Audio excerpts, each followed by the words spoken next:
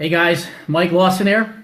In this video, I want to give you my biggest tip on how to avoid the valley of death when it comes to answering questions after your prospect has seen a presentation or has been on a webinar or has expressed some interest in your opportunity. So stick around for the biggest tip. Do me a favor, drop me a comment where you're watching in from, and if you're catching this on a replay, just drop the word replay in the comment section. And if you share this broadcast or tag somebody, I will acknowledge you for it, so I appreciate your support.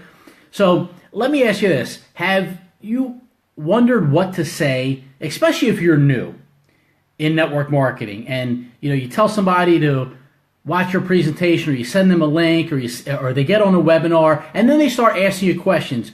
Do you ever find yourself struggling with what to say or how to answer those questions?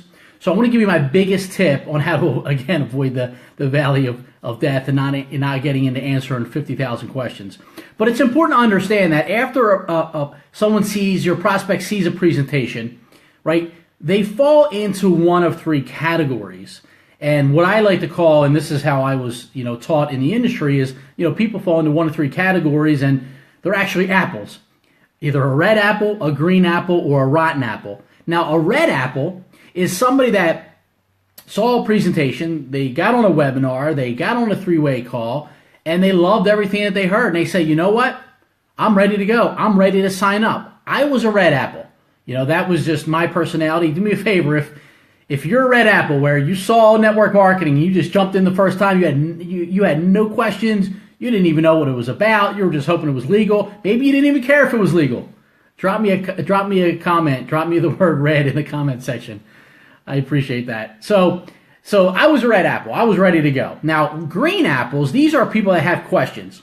And, they could go either way. Maybe they have some questions and concerns, and maybe they don't want to do it, or they have some, genuine questions and concerns, and they just need a few questions to be answered in order to move forward. And then you have the rotten apples. Well, these are the dream stealers. These are the people that'll tell you it's never going to work. These are just the negative people. So those people, they probably won't even get on a webinar, or you never know. Sometimes they sneak through. Sometimes they fall through the cracks, So those people, when they're just, when they're just negative, you don't even deal with them. You just let them be right. You go be rich. So after they've seen a presentation or after they've seen, a webinar, you just want to ask them, hey, listen, what did you like best?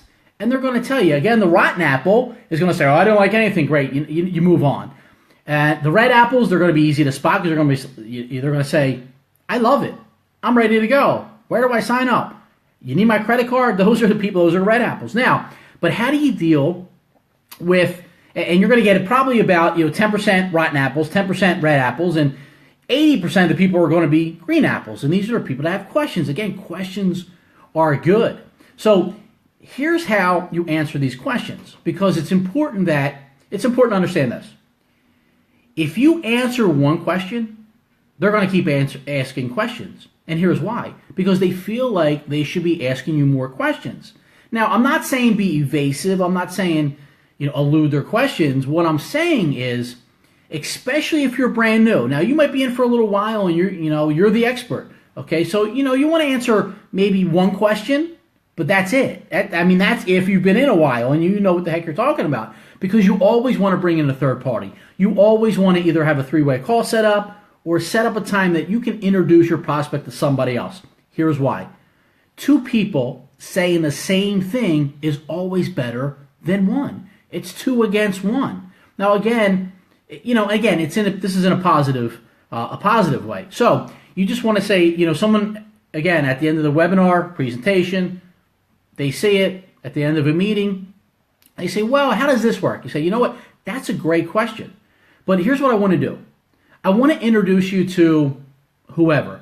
I wouldn't get into naming positions in the company because your prospect is new. They have no idea what a triple black diamond super senior vice president is. They have no idea what that is. That doesn't mean anything to them. I would say, listen, I want to introduce you to somebody that has 100% of the information. They're an expert. You know me. I'm not as seasoned, but I want to get you on on the phone, or I want to introduce you to somebody, okay, that is a total expert, and they will appreciate that. And again, these green apples, sometimes are just going to be okay with that, and they're going to say, okay, well, when can we talk? set up a time to talk. Set the appointment. Very important to do that. I would not get off the phone, or if you're in front of them, I would set that appointment right away, or I would do it, literally sit there with them right there and pick up the phone and call your upline expert. Okay, whoever your leader is, whoever you're working with. Just it might not even be your upline. It might be just somebody else that you can pull into the conversation to help answer that question or close that person. Okay, it's really to bring somebody in to close them. Now you might know the answer, but it's important to bring a third party in. Here's why: because everything that you do is a teaching experience, right? Don't you want that new person? If that person does it, you don't want them answering questions. Well, guess what? They're going to be answering questions if that's what you're doing. If you're sitting there answering questions, that's what they think that they need to do. That might blow them out of the water. Or even worse, if they do join, guess what they're going to be doing? Answering questions that they have no idea how to answer questions. So you want to lead by example. Show them how to bring in the third party. Show them how to bring in somebody else that can answer that question. Because again, everything is a learning experience. So again, they're going to ask you another question. Well, how much does it cost? Or how does this position work? Well, that's a great question. Here's what I want to do. I want to get you on the phone with my leader who can explain everything to you. Well, but I just have one question. Like, how can they afford to pay out all those bonuses? You know what? That's a great question. And that one is easy to fall into, that trap, right? But here's what you want to say.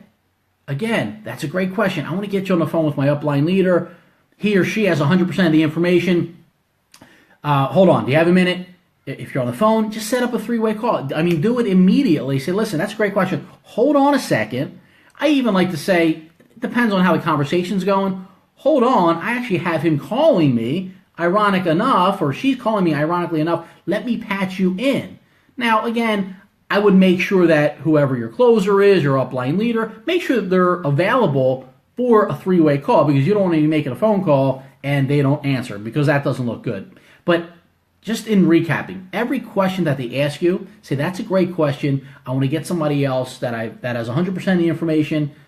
I want to introduce them to you. They can answer all your questions. And it's not that you don't know the answer, but again, you're teaching them how to build that momentum, okay, and how to duplicate yourself, which is the most important. But make sure that whoever you get them on the phone with, make sure that you edify that person. Meaning just speak truthfully about that person, edify them, say something good about them. Okay, if they're a triple senior black diamond, let them know what that means. Say, this person is one of the best in the company, one of the best.